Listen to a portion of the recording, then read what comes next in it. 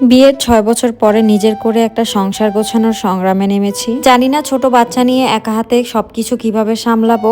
সব সময় চিন্তা করতাম নিজের যখন সংসার হবে এটা করব ওটা করব, ফাইনালি নিজের যখন সংসার হলো তখন এটা গুছাইতে গিয়ে নিজের অবস্থা 12টা বেজে যাচ্ছে। মনের মধ্যে তাও অনেক বেশি শান্তি, কারণ প্রতিটা মেয়েরই স্বপ্ন থাকে নিজের করে একটা সংসার গোছাবে, যেই সংসারে অন্য কারোর অধিকার থাকবে না, পুরোটুকুই নিজের অধিকার থাকবে। আসসালামু আলাইকুম সবাইকে, সবাই কেমন আছেন? আলহামদুলিল্লাহ আমি খুব ভালো আছি। কারণ তো বুঝতেই পেরেছেন আমি নতুন বাসায় উঠেছি। নতুন বাসায় উঠে মনটা তো খুব ভালো লাগছে, বাট কাজ করতে করতে সব কিছু সামলাতে গিয়ে নিজের অবস্থা 12টা বেজে যাচ্ছে। একা হাতে ছোট বাচ্চা নিয়ে সংসার গোছানোটা আসলেই ভীষণ কষ্টের কাজ। তারপরও কিছু করার নেই, যেহেতু আমার মা নেই। যে মা থাকলে মা আসবে। মা থাকাটা যে একটা মেয়ের জীবনে কত বেশি দরকার তা নিজের জীবন থেকেই বুঝতে পারছি। আজকে যদি মা বেঁচে থাকতো তাহলে হয়তো বা আমাকে এত কষ্ট করতে হতো না।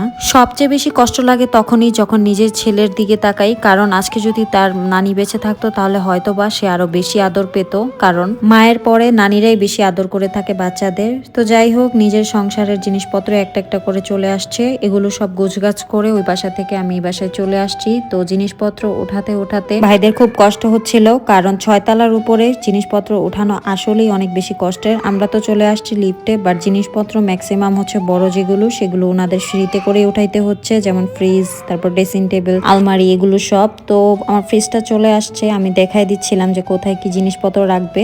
বাসা যখন ঠিক করতে এসেছিলাম তখনই প্ল্যানিং করেছিলাম কোথায় কি রাখবো, খাট কোথায় থাকবে, ফ্রিজ কোথায় থাকবে, আলমারি কোথায় থাকবে। তো সবকিছু প্ল্যানিং করাতে আমার সুবিধা হয়েছে। আসার পরে সব জিনিসপত্র এদিকে ওদিকে রাখতে পারছি। সবচেয়ে বেশি কষ্ট হয়েছে ভাইদের এই আলমারিটা আনতে। 6 তলার উপরে এই আলমারিটা দেখতে যতটা বেশি হালকা লাগলেও এটা প্রচন্ড ভারী। এটা হচ্ছে এমডি বোর্ড দিয়ে করা, তো এর জন্য এটা আনতে গিয়ে আমার অনেকটা ক্ষতিও হয়েছে। পাশ দিয়ে যে রংটা আছে সেটা উঠে গিয়েছে, তো এটা আমাকে আবার নতুন করে বার্নিশ করে রং লাগাতে হবে। আপনাদের ভাইয়াও অনেকগুলো লোক থাকার পরেও কাজে হেল্প করছে, কারণ ওনারা অনেক কিছু হয়তো বা বুঝতে পারবে না, এর জন্য নিজে হাত লাগাচ্ছে। তো ফাইনালি আমার হচ্ছে যত মালামাল আছে চলে আসছে। যেহেতু দিন অনেক ছোট, তো মালামাল আনা নেওয়া করতে করতে রাখতে রাখতে দিন শেষ হয়ে গিয়ে রাত হয়ে গিয়েছে। তো আমি সবকিছু এখনো তেমন ভাবে গুছাইতে পারিনি, পর্দাটা জাস্ট লাগাচ্ছি। বাকি রুমগুলোর পর্দা আপনাদের ভাইয়া লাগাতে হেল্প করেছে অনেকটা। তো আমি এখানের পর্দাটা লাগানোর পরে বাকি কাজগুলো করব আস্তে আস্তে। যেহেতু আমি বাসায় মাত্রই উঠেছি, এগুলো গুছাইতে অনেক সময়ের ব্যাপার আছে,